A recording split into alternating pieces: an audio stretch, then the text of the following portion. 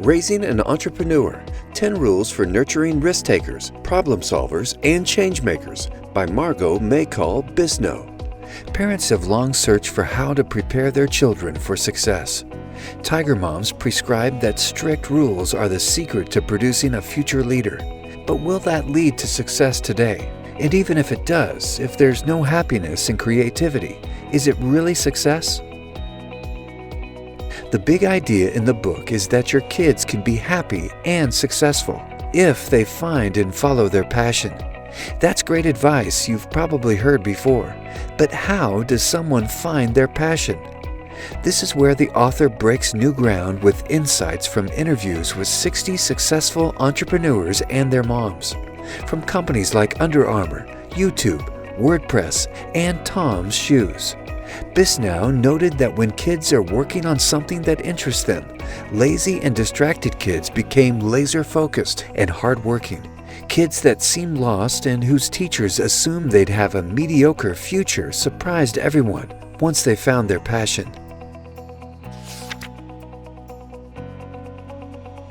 As a parent, your natural tendency will be to guide your child toward activities that you believe will lead to success. And this is the key here. Don't. You have to resist this impulse, which is easier said than done, of course. You don't want to make your children entrepreneurs. You want them to develop naturally into what they really are. Don't force your kids to start little businesses if they don't want to. Don't worry if they don't seem to be natural leaders, or if they're more excited by an outside activity than by their classes. So what should you do? Start by listening to them. Figure out what they love. Playing sports, writing music, drawing, acting, filming, playing chess, singing, dancing, running for student government, organizing protest, playing computer games. When something seems to click, focus all your energy on supporting and encouraging them to pursue it with all they've got. Your kids will work hard at their passion because they love it, and because they're good at it, they will work even harder.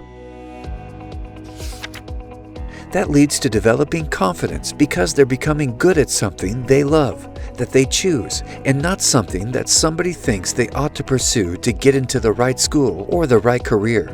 Also, knowing they won't be judged for inevitable setbacks will give them the courage to dream big dreams.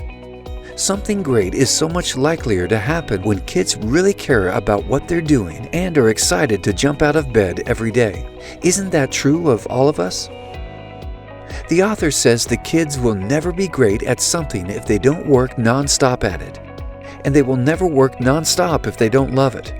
If your kids love what they're doing, they'll develop drive, determination, focus, and grit, which are all essential tools to becoming an entrepreneur. If they get good enough at something, they'll figure out ways to improve upon or expand it, or even reinvent it. And that's how world-changing companies and nonprofits get started.